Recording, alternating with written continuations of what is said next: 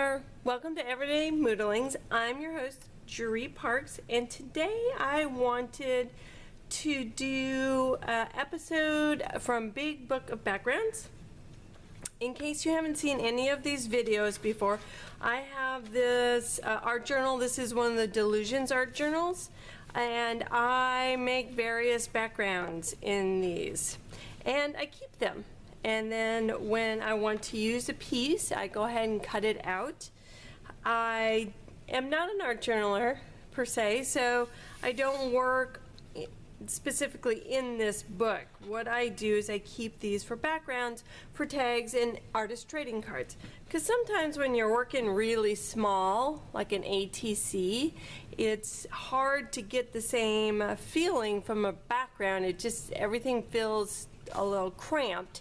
So I will often make bigger backgrounds like these and then cut out what it is that I want to use. This is actually one of my favorites, like this one too. So I felt like it was time to do a new one, and I wanted to use some paint. Now I am using Delusions paint, the matte paint that she has out. I pulled out 4 colors. They'll be listed on the blog post. So if you're watching this on YouTube, there'll be a link in the description to the blog post, then you'll know exactly what colors that I'm using. I have an orange, a green, this pomegranate, and in fact I think that's what it's called, yes, and like a turquoise. Now most of this will be set to music, but I did want to do a little work ahead of time. I wanted to do some text stamping before I even got started. So I am just using a little StazOn ink. Typically speaking, I only put a background on one side because I cut it up, and so no point in using that back side. And I'm being pretty random here. I am using StazOn ink, so I don't have to worry about it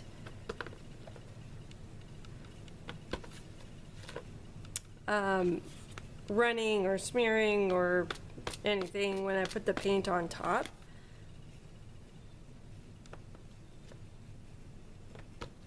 And again, because I cut this up, I don't have to worry about it being perfect.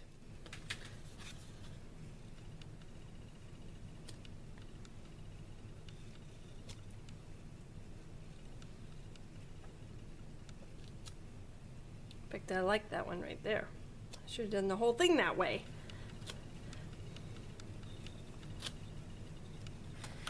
It's amazing how many tries you can get off a single inking, right? I have yet to re-ink it, and I'm still going. I think we've reached our limit here. Okay, now as I put my paint on, now this paint is not super opaque, but it certainly is going to obscure my ink. So I want to make sure, or my text stamping, and it did. I got a little on my fingers, making it a little messy. That's okay. Before I start adding that paint, I want to do a little bit of a resist on top of my text stamping, so that even if the paint starts to obscure it, I can come back.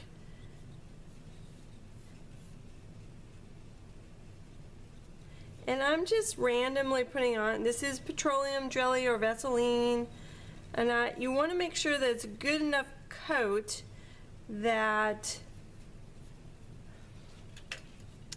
the paint's not going to adhere to it, that you'll be able to wipe it away later. And I'm being pretty random here. I could also use a paintbrush, but it's kind of fun just to use our fingers too. Then after the paint is dry, I can come back and wipe this away, and then we'll be able to see the text underneath it really well. I'll show you an example here before I get started on the next step.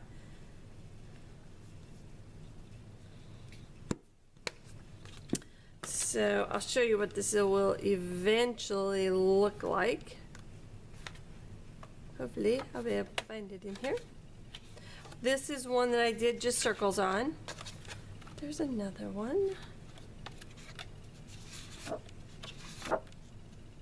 Here. There I did large sections with the Vaseline. This one I'm doing smaller. And like I said, I kind of want them to be random.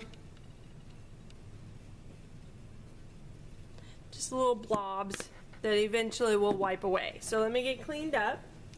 So I'm going to start out with my green, and then once I get going on the other colors, I have a couple of stencils that I wanted to use, and then a couple of stamps. This is actually just bubble wrap, and this one is created with a Spellbinders die that I cut out in foam. So just to give some different looks to the paint that I want to use.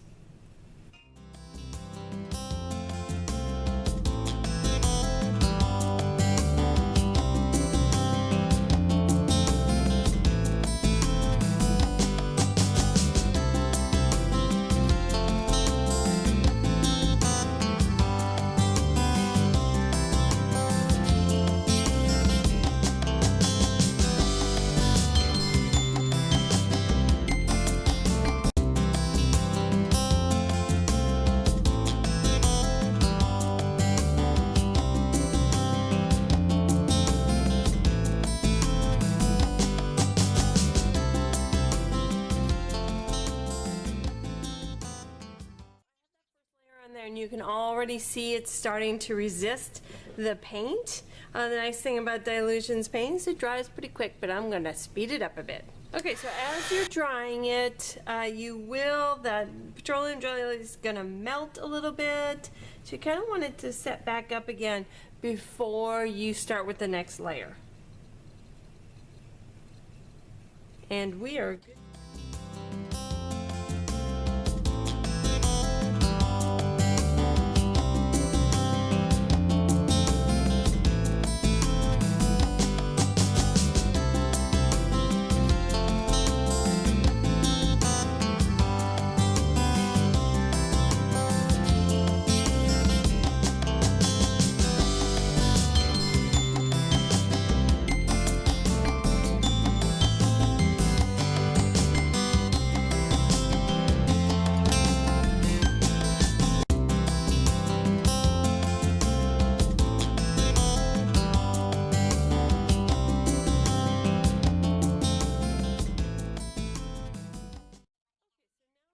Dry completely.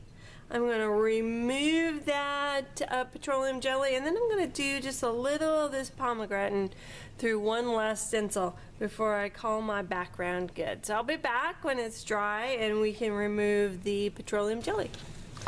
Okay, so the paint is pretty much dry. It's not perfect, but I wanted to go ahead and kind of finish up the video. I've taken some of it away, and what you'll notice is that depending on how thick you put the Vaseline in is how good the resist will be. Where you might have some places where it kind of webs a little bit if your layer is pretty light, and in other places you might be able to fully wipe it away. So you get some nice variation there. Like you'll see over here, I have a little bit of webbing where some of the paint was able to kind of sink in through the jelly. We got one last spot here.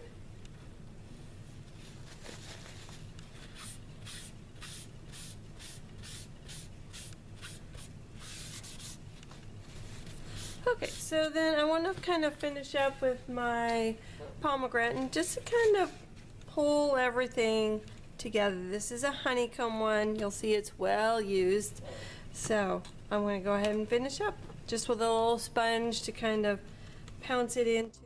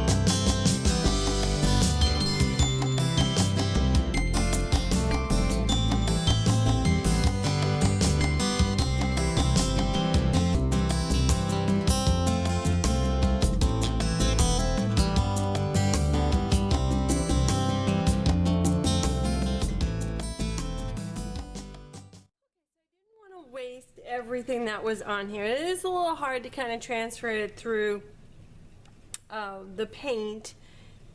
Ink is a little bit easier, but I wanted to go ahead and kind of make sure I use that again.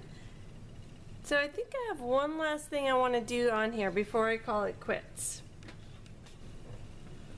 Okay, so my last step is to add some white spray ink, and I kind of want it to just kind of drip down. So we'll see if this, if you can see this very well in the video, because I'm going to be tipping this up a little bit to get it to kind of